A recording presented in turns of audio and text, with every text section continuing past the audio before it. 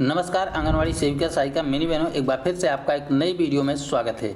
आज की इस वीडियो में हम आपके लिए कई ढेर सारी महत्वपूर्ण खबरें लेकर आ चुके हैं, जिसमें आपको बता दें कि एक छोटी सी खुशखबरी दिखाने वाले हैं। इसके अलावा आंगनवाड़ी के संदर्भ में हाई कोर्ट का एक फैसला सुनाने वाले हैं। हाई कोर्ट ने कौन सा फैसला दिया, इसके बारे में विस्तार से आपको बताएंगे। इसके अलावा मानदेय वृद्धि को लेकर महत्वपूर्ण खबरें आ रही हैं, धरना प्रदर्शन की तस्वीरें आ रही हैं। ये सारी खबरें आपके लिए काफ़ी ज़्यादा इंपॉर्टेंट होने वाली है, तो सभी भाई बहन ध्यान से पूरी वीडियो को देखिएगा। वीडियो अभी तक लाइक नहीं किया है तो वीडियो को लाइक कर दीजिए। चैनल को सब्सक्राइब नहीं किया है तो चैनल को सब्सक्राइब करके हमारे साथ जुड़ जाइए।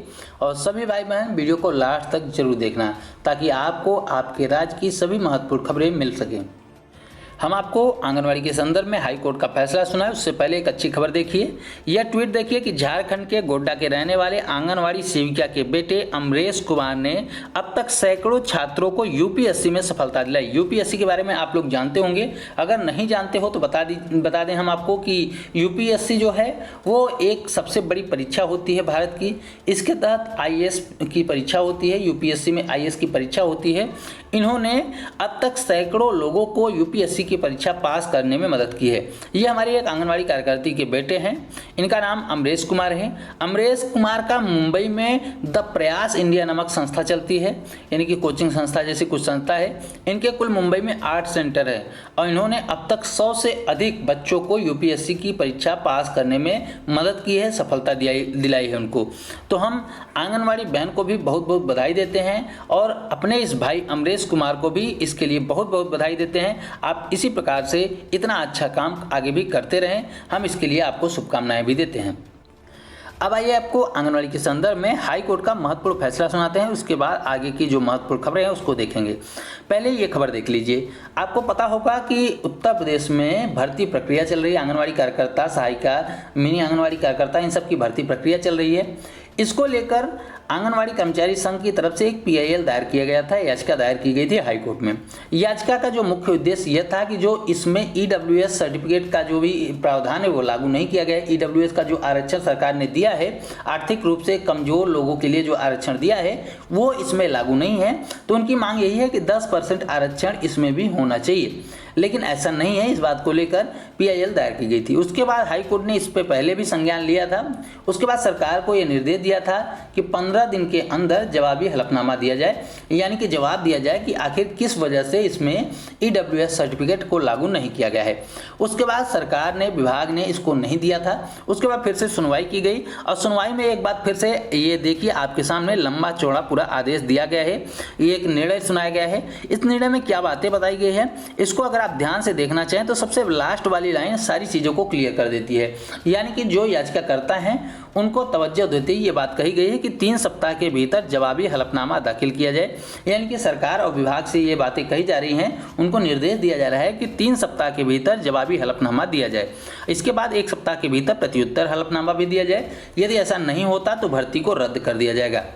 हालांकि जब 15 दिन का हलफनामा मांगा गया था, 15 दिन के भीतर जो हलफनामा मांगा गया था, जवाबी हलफनामा, उसमें भी यही बात बताई गई थी कि भर्ती प्रक्रिया को रद्द कर दिया जाएगा, लेकिन रद्द नहीं हुई थी।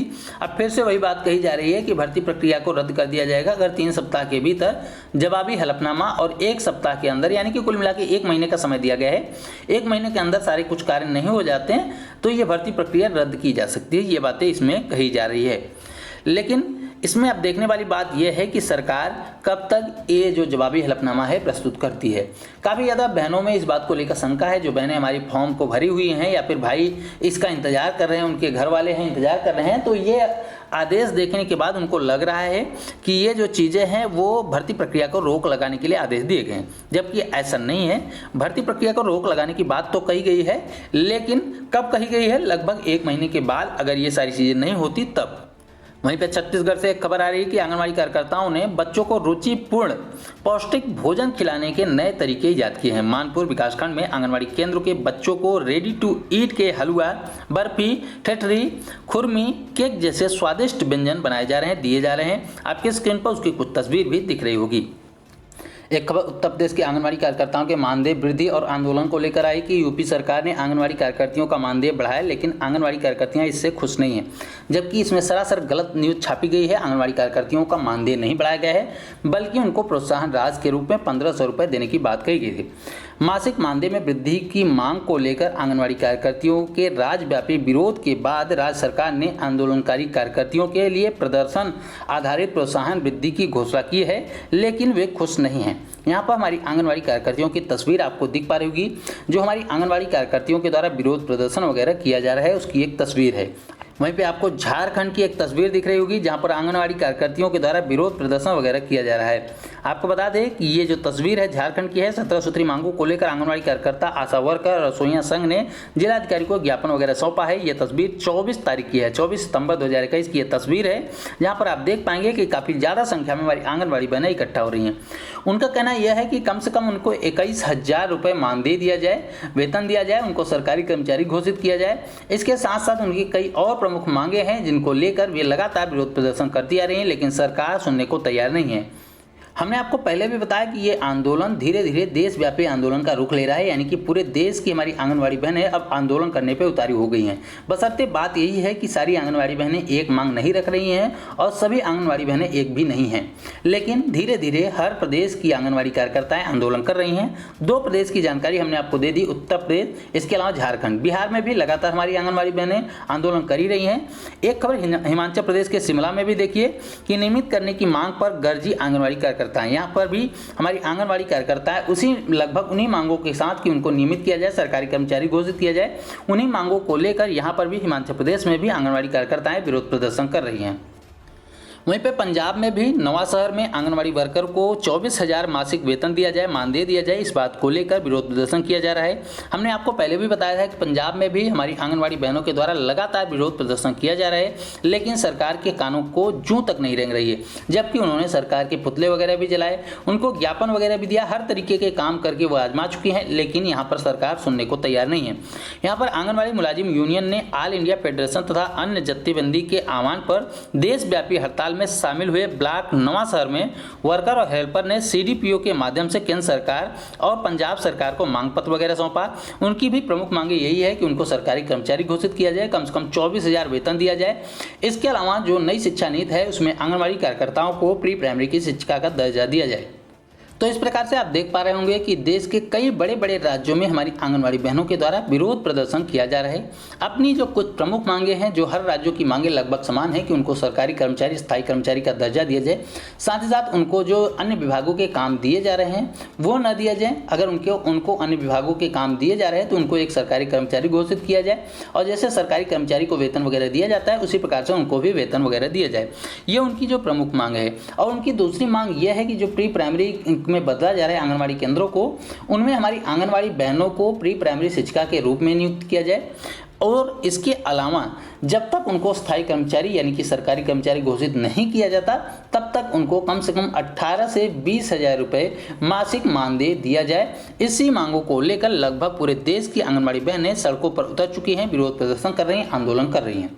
उत्तर प्रदेश के अलीगढ़ से एक खबर आ रही है कि अब आंगनवाड़ी केंद्रों पर बच्चे खाएंगे फोर्टिफाइड चावल, बनेगी सेहत। जानिए पूरी खबर को विस्तार से। तो आइए पूरी खबर को विस्तार से देखते हैं कि क्या महत्वपूर्ण बातें इसमें बताई गई है। तो बताया जा रहा है कि आंगनवाड़ी केंद्र पर अब नवनिहालों को साधारण चावल की बजाय फोर्टिफाइड चावल का वितरण किया जाएगा। शासन स्तर पर इसकी तैयारी शुरू हो गई है। पीडीएस के माध्यम से इसकी आपूर्ति होगी। अब तक मिड डे मील में ही इस चावल का उपयोग होता था, आपूर्ति होती थी। अब फोर्टिफाइड का मतलब आप लोगों को हम पहले भी बता चुके हैं, फिर से बता दें कि जो साधारण चावल होता है उस पर कुछ कोडिंग कर दी जाती है, जो अच्छे तत्व होते हैं, जो बच्चों को मिल सके, जो सेहतमंद होते हैं, वो सारी चीज़ों की लेपिंग कोडिंग हो जाती है, जिससे बच्चों के स्वास्थ्य में वृद्धि हो सके। इसको लेकर उसको फोर्टिफाइड किया जाता है। फोर्टिफाइड एक प्रक्रिया है, फोर्टिफिकेशन एक प्रक्रिया है, जिसके तहत ये सारी चीज़ें की जाती हैं। इसके तहत फोर्टिफाइड चावल दिया जाएगा। ये चावल अब आंगनवाड़ी केंद्रों के बच्चों को भी दिया जाएगा। इससे पहले जो मिड डे मील के बच्चे होते थे, जो स्कूलों में मिड डे मील बनाया जाता था, खाना बनाया जाता था, उसमें इस चावल का उपयोग होता था। अब ये बातें कही जा रही है कि अब आंगनवाड़ी केंद्रों में भी फोर्टिफाइड चावल दिया जाएगा। तो ये थी दोस्तों अब तक की कुछ महत्वपूर्ण खबरें। उम्मीद करता हूँ कि ये खबरें आपके काम की रहेंगी। वीडियो पसंद आए तो वीडियो को लाइक कर दीजिए, अपने जैसे सभी आंगनवाड़ी बहनों के साथ शेयर कर दीजिए। चैनल को अभी तक सब्सक्राइब नहीं किया है तो चैनल को सब्सक्राइब जरूर कर ले। इस वीडियो में इतना ही, फिर मिलेंगे अपनी नई वीडियो में कुछ नई खबरों के साथ। तब तक के लिए नमस्कार, जय हिंद।